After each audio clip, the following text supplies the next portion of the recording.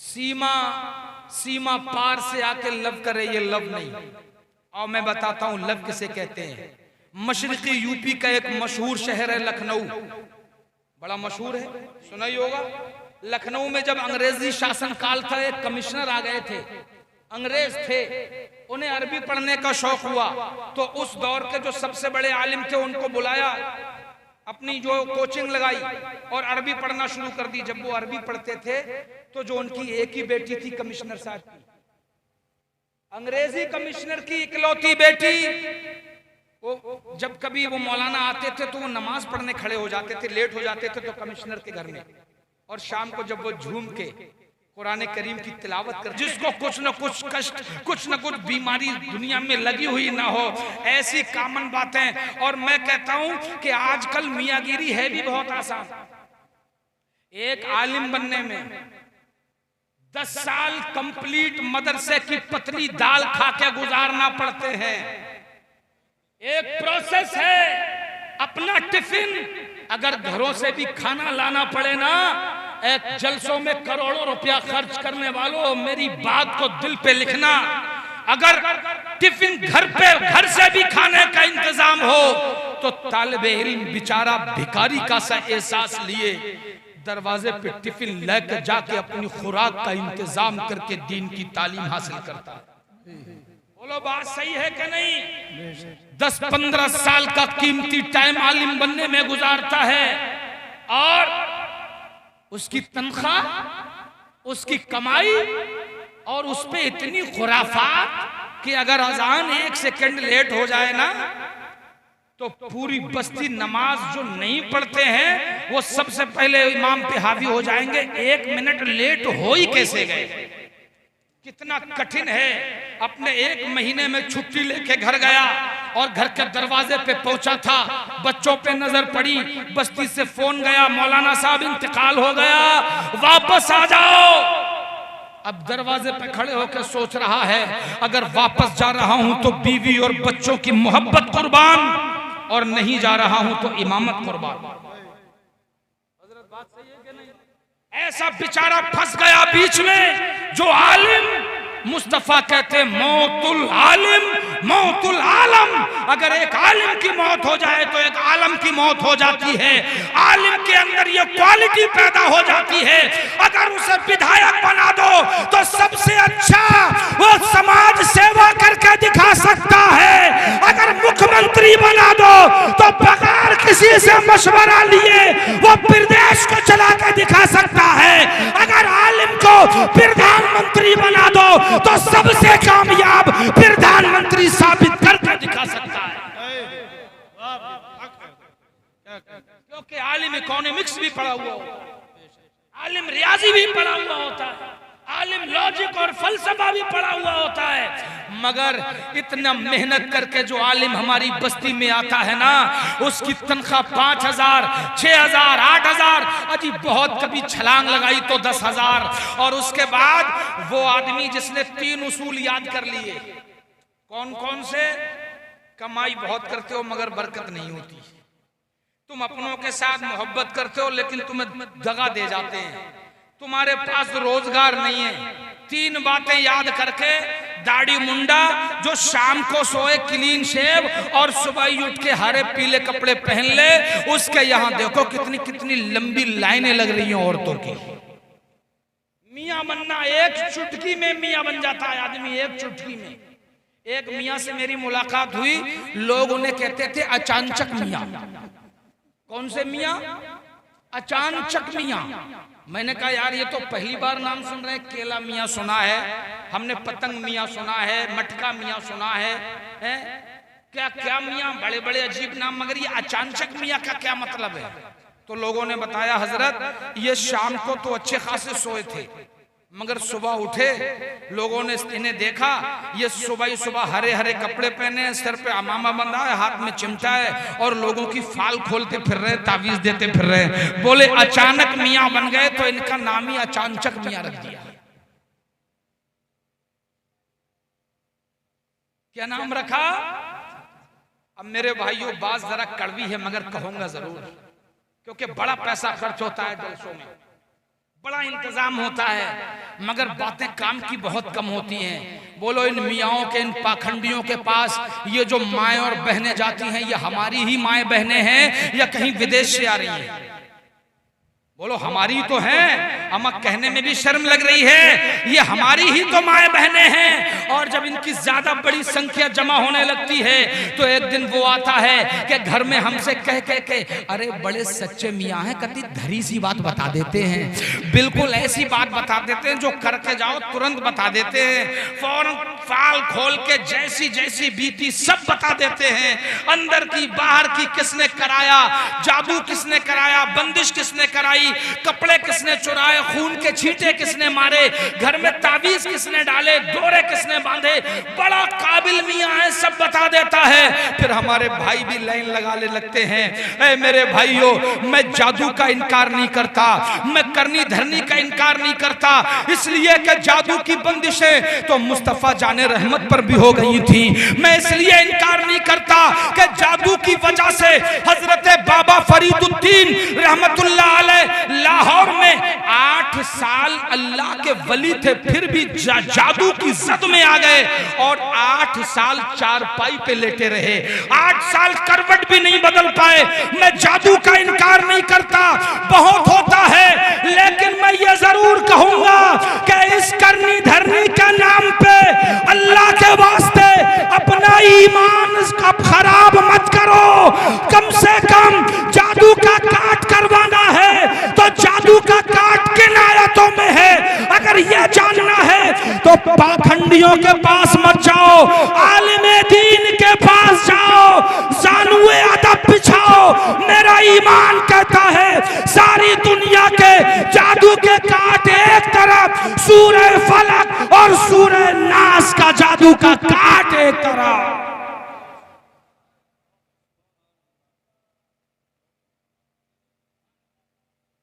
लेकिन ये बात हम नहीं सीखेंगे, हम तो ये सीखेंगे जल तू जलाल तू, आई बला को टाल तू, मुश्किल कर आसान तू। हमें तो ये सीखना है। अरे अल्लाह ने तुम्हें इतना अच्छा कलाम अता फरमा दिया, जरा सोचो किसका कलाम है, जोर से किसका कलाम है, जोर से किसका कलाम है? क्या रब से बड़ी कोई ताकत है? जोर से बोलो, अल्लाह से बड़ी कोई ताकत है? तो आज जो बाबा जी कर रहे हैं ना बागेश्वर धाम में बैठ के, मैं ये कहता हूं कि होश में रहना बाबा जी। हमारे ख्वाजा सिर्फ कांसे वाले ख्वाजा नहीं है, बल्कि वो ये भी कहना जानते हैं कि अब ऊंट जहां बैठे हैं वहीं बैठे रहेंगे। याद रखिए, ख्वाजा साहब सिर्फ कांसई वाले ख्वाजा नहीं है, बल्कि उन्होंने तो उसकी अकल को भी ठिकाने लगाया जो हवा में उड़ रहा था। जोर से जरा ऊंची बोलो, हवा में उड़ रहा था। आजकल अगर कोई हवा में उड़ने लगे ना, अम्मा यार हवा छोड़ो, खाली सोशल मीडिया में उड़ रहा है तो भीड़ लगी हुई है, यूट्यूब के चैनलों पे उड़ रहा है तो भीड़ लगी हुई है। और अगर हवा में उड़ जाता तो क्या आलम होता? वो दज्जाल आएगा ना जो अपने आप को खुदा कहलवाएगा, वो ऐसी तो शक्तियां दिखाएगा लोगों को, आसमान से कहेगा पानी बरसाओ तो लोगों को पानी बरसता हुआ दिखाई देगा, जमीन से कहेगा सब्जा उगाओ तो जमीन से सब्जा उगेगा, वो वीराने की तरफ जाएगा, कब्रिस्तान की तरफ, और मुर्दों से कहेगा जिंदा हो जाओ तो मुर्दे जिंदा हो जाएंगे, उसके साथ हो लेंगे। ऐसे आलम में लोगों से वो कहेगा कि अब तो मुझे खुदा मानो। भाई आज के हालात देख के मुझे तो लगता है कि बहुत लोग होंगे जो उसे खुदा मानने लगेंगे। बोलो बात सही है कि नहीं? बहुत लोग होंगे, क्योंकि इतना कमजोर ईमान कर चुके हैं हम, इमामों से दूर रह के इतना कमजोर अकीदा हो चुका है हमारा कि हम बिजनेस पे दिन भर बात करते हैं, दुकान पे दिन भर बात करते हैं, अगर बात नहीं कर दे तो ईमान और अकीदे पे बात नहीं करते। तो जब वो इतना बड़ा शोबदा लेके आएगा, मगर वाहरे मदीने के ताजदार ईमान को बचाने का हथियार पहले ही अता फरमा दिया। इरशाद फरमाते हैं जब वो आएगा और कब्रिस्तान के मुर्दों से जिंदा होने को कहेगा तो मुर्दे तो जिंदा होते दिखाई देंगे,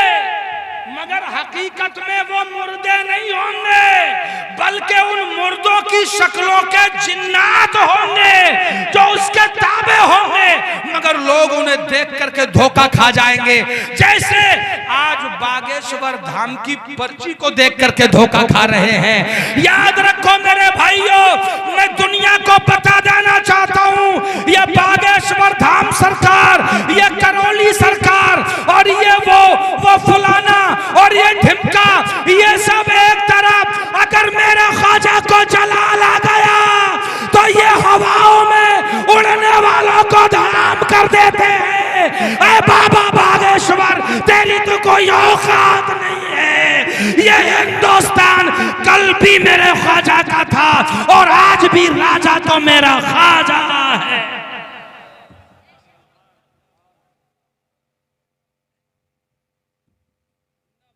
मगर जज्बाती बातें मेरी कौम को बड़ी पसंद है। मुझ पे कब मुकदमा लग जाए कौम को कोई मतलब नहीं। भाई बात बड़ी मजेदार कर दी, मगर कोई बात नहीं। मुकदमे, वाद, परिवाद, प्रतिवाद, ये सब मर्दों का जेवर है। हम राहे हक में उस तरीके से अगर हिंदुस्तान में बात ना करें जिसमें संविधान ने हमें इजाजत दी है, तो फिर ये संविधान का अपमान हो जाएगा। अपनी संस्कृति, अपना मजहब, अपना मत, अपने तरीके से जिंदगी जीने का हमें संविधान ने अधिकार दिया है। और ये तो हमारी खुशनसीबी है कि संविधान भी हमें वहां मिला जहां राज ख्वाजाए हिंद का चलता है।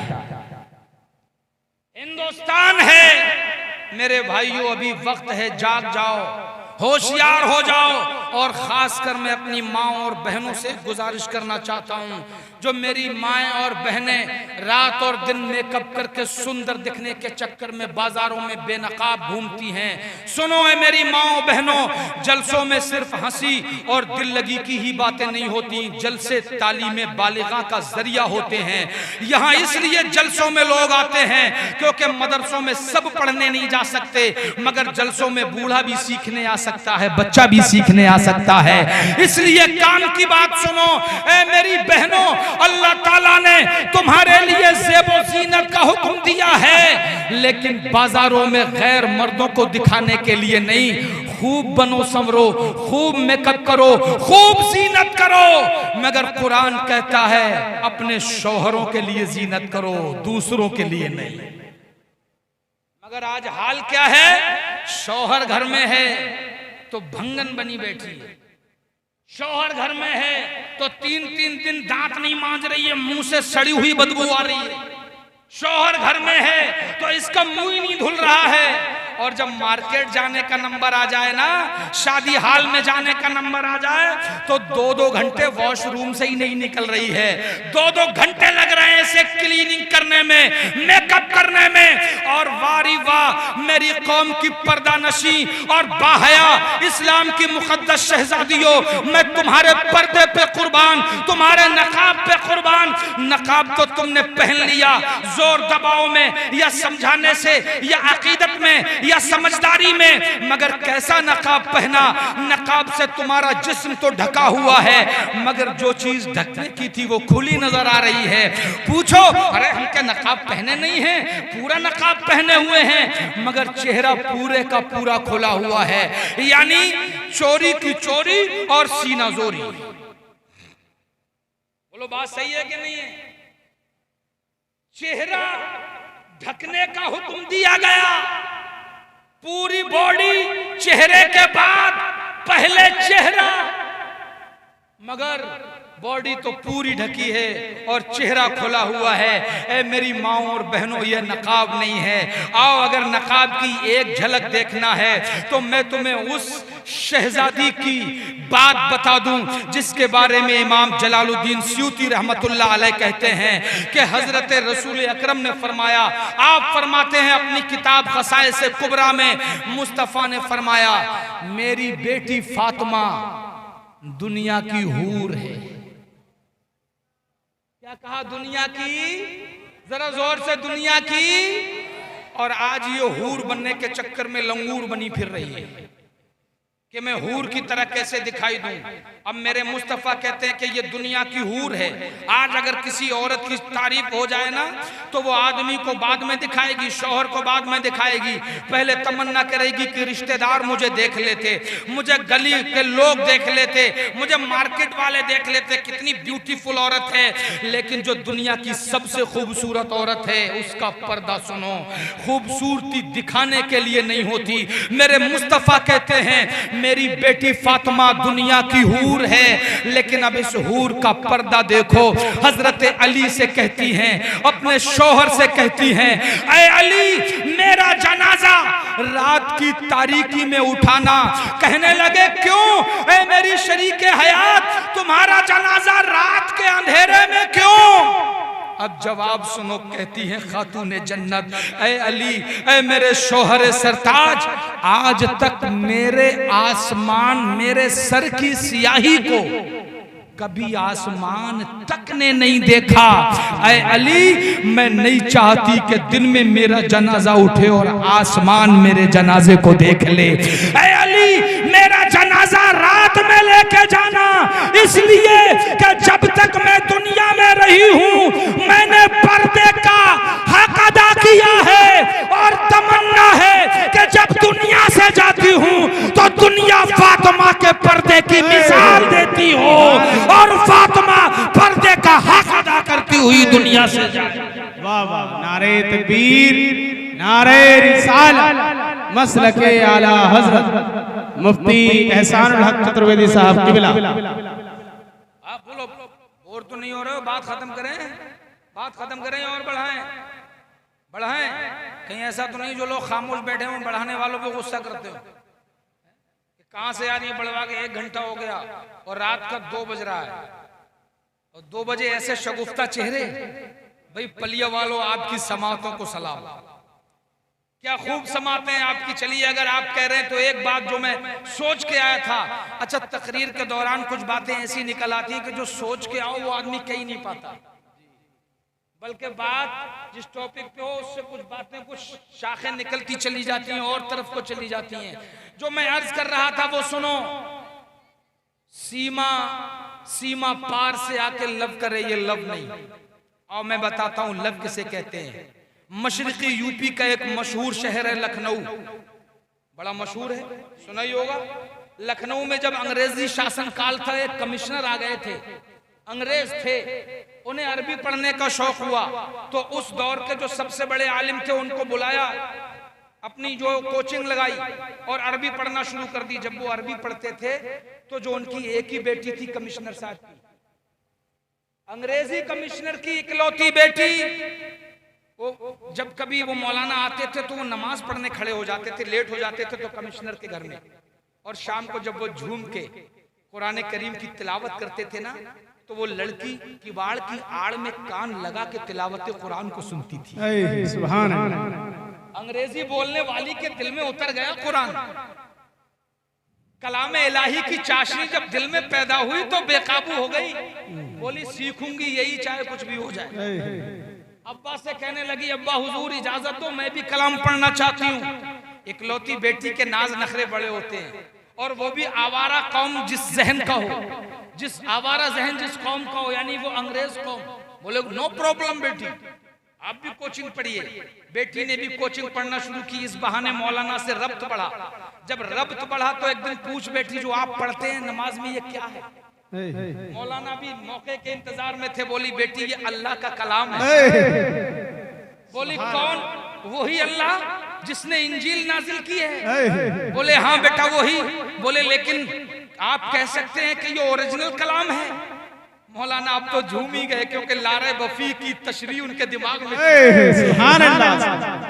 बोले बेटी दुनिया में 100% किसी किताब की गारंटी नहीं ली जा सकती, जो तुम इंजील पढ़ती हो उसकी भी गारंटी नहीं।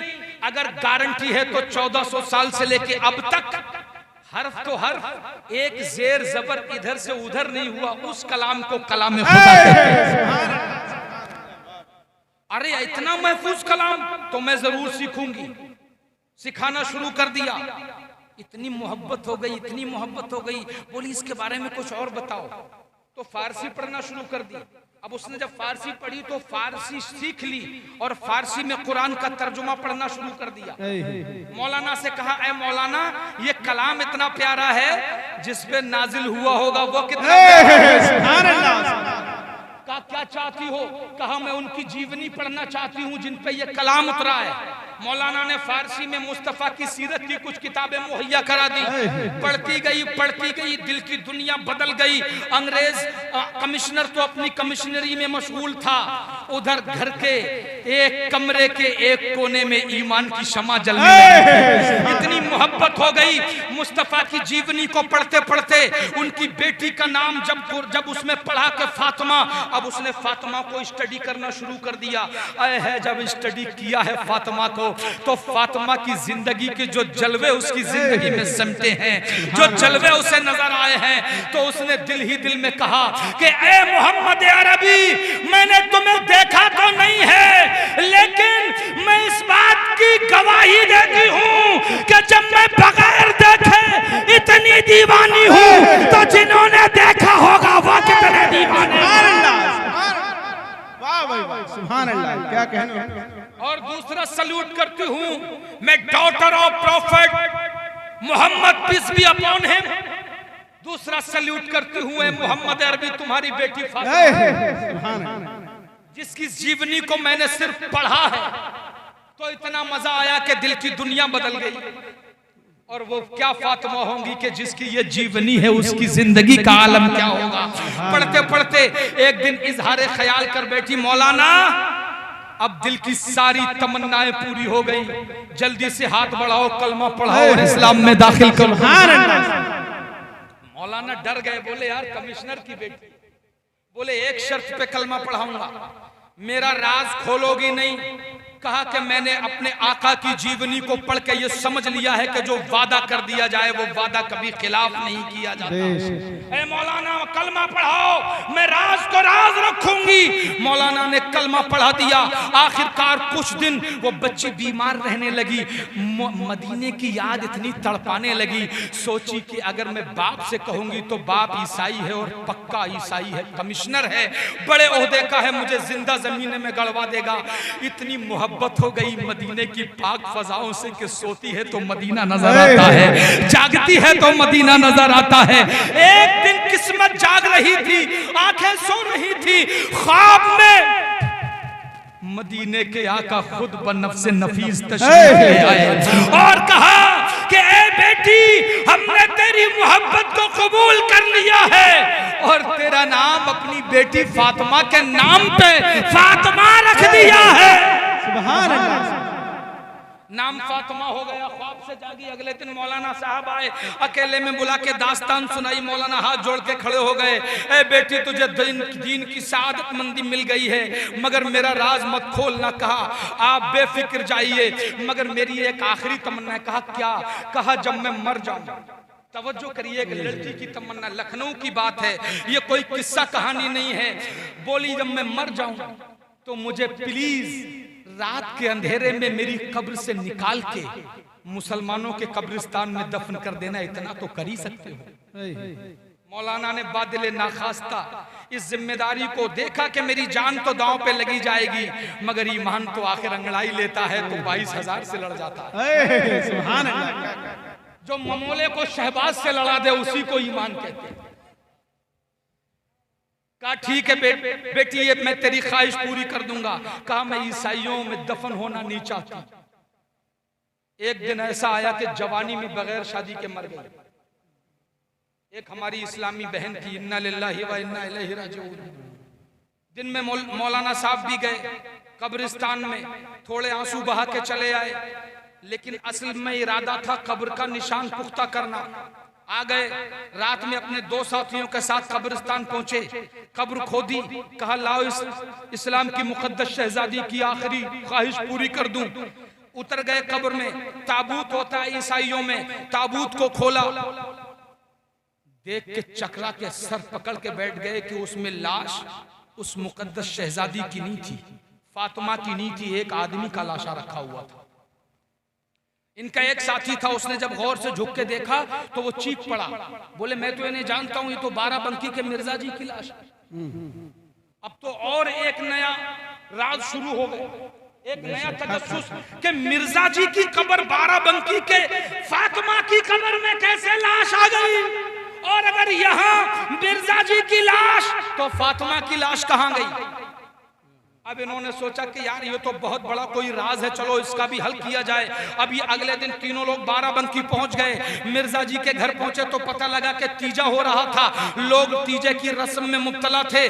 जाकर के पूछा, कहा कि हमें भी फातिहा पढ़ना है, जरा मिर्जा जी की कब्र बता दो। ये तीनों लोग अब मिर्जा जी की कब्र की निशानदही के लिए फातिहा खानी करने पहुंचे। लौट आए निशान लगा के, रात हुई पहुंच गए मिर्जा जी की कब्र में। सोचा जब इनकी लाश वहां है तो उसकी लाश यहां होगी, मगर जब कब्र खुली तो पलिया वालों कसम खुदा की ईमान मचल उठेगा। सुन के तवज्जो करो। ताबूत खोला और जैसे ही ताबूत खोला तो उसमें मिर्जा जी की या उस फातिमा की लाश नहीं थी, एक अरबी की लाश थी जो अरब का रहने वाला था। अब तो और एक तजस्सुस का दरिया हायल हो गया। हैरत की इंतहा ना रही, जैसे तैसे लड़खड़ाते कदमों से कब्र को बंद किया और आकर के शशो पंज के आलम में थे, पसीने छूट रहे थे। या अल्लाह, कौन से इम्तिहान में तूने डाल दिया, ये कैसी गुत्थी है जो सुलझने का नाम ही नहीं लेती। मौलाना दुआ करते करते सो गए। जैसे ही आंख लगी फातिमा ख्वाब में आ गई। कहा, मौलाना साहब आप मेरे उस्ताद हो, आपकी बेचैनी ने मुझे बेचैन कर दिया। यह गुत्थी ऐसी है जिसे तुम नहीं सुलझा सकते। सुनो मैं बताती हूँ राज क्या है। कहा, बहन बताओ क्या राज है। कहा, सुनो, जिस दिन मैं मरी उस दिन 3 लोग पूरी दुनिया के अंदर ऐसे मरे। एक सऊदी का ताजिर मरा जो बड़ा बिजनेसमैन था और उसकी तमन्ना दिल की ये थी, वो हमेशा हिंदुस्तान आना चाहता था। और एक मिर्जा जी बाराबंकी में मरे, वो मुसलमान थे मगर वो अंग्रेजों की तहजीब से बहुत मोहब्बत करते थे। यूरोप जाने की तमन्ना उनके दिल में रहती थी, वो अंग्रेजों से मोहब्बत करते थे। एक मैं थी कि मैं दफन तो ईसाइयों की कब्रिस्तान में हुई थी, लेकिन दिल में यादें मदीना लेकर के गई थी, दिल में ईमान की बहारें लेकर के गई थी। जैसे ही मेरा जनाजा, मेरी रूह निकली, मेरी आंखें जब आलम बरज़ख में खुली तो क़ज़ा व क़द्र के कारकुनान को मैंने देखा। एक तरफ झुरमुट लगा हुआ है, हजरत आदम से हजरत ईसा तक तमाम अंबिया जमा है। हजरत अबू बकर भी हैं, हजरत उमर भी हैं, उस्मान गनी भी हैं, मौला अली भी हैं, और बीच में मुस्तफा मुस्कुरा रहे हैं। मेरे मुस्तफा ने जैसे ही मुझे देखा कहा, मरहबा मरहबा, आओ मेरी बेटी, हम तुम्हारे ही इंतजार में तुम्हारा इस्तकबाल करने आए हैं, तुम्हारा ही इस्तकबाल करने आए हैं। और इतने में क़ज़ा व क़दर के कारकुनान को इशारा होता है कि सुनो, ये फातिमा जो जिंदगी भर मुझसे मोहब्बत करती रही, इसको मरने के बाद ईसाइयों के कब्रिस्तान में नहीं रहने दिया जाएगा। ऐ फरिश्तो, ताबूत खोलो, इसकी लाश को निकालो और जो सऊदी में ताजिर मरा है उसको हिंदुस्तान पहुंचाओ और फातिमा को उस ताजिर की कब्र में पहुंचा दो।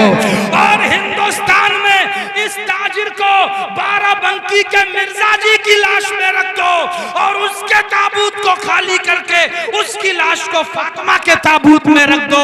उस दिन मेरा ये यकीन तो था ही, मगर ऐनुल यकीन भी हासिल हो गया कि तैबा से दूर रहकर कर दफन हो गया तो पहुंचेगा मेरा लाशा करवट बदल बदल के। सुभान अल्लाह, बात समझ में आई कि नहीं? बोलो, ईमान ताजा हुआ कि नहीं? ये लखनऊ की एक ऐसी हिस्ट्री है कि जो एक आलिम दीन की कमजोरी की वजह से मुनस्से शुहूद पे जाहिर नहीं हो पाई, लोगों की नजरों तक नहीं पहुंच पाई। लेकिन जमील कादरी का एक शेर इसकी अक्कासी करता हुआ नजर आता है, मैं वो सुन्नी हूं जमील कादरी मरने के बाद। और मेरे साथ मिलके कहो, मैं वो सुन्नी हूं जमील कादरी मरने के बाद मेरा लाशा भी कहेगा अस्सलातु वस्सलाम। मोहब्बत करने वाले इसमें कोई शक नहीं है कि मोहब्बत करने वाले सीमाएं तोड़ देते हैं। अब वो सीमा हैदर हो या अच्छी मोहब्बत वाले सलमान फारसी रज़ी अल्लाह ताला अन्हु हो, या दुनिया की बंदिशों में मजबूर कमिश्नर की बेटी फातिमा हो। याद रखो मेरे भाइयों, जिनको जिससे मोहब्बत होती है, इसीलिए मेरे मुस्तफा की हदीस है, मन तशब्बह बिकौमिन फहुवा मिनहुम, जो जिसकी मुशाबहत इख्तियार करेगा, जिसके तरीके को पसंद करेगा, उसका हश्र उन्हीं लोगों के साथ में होगा।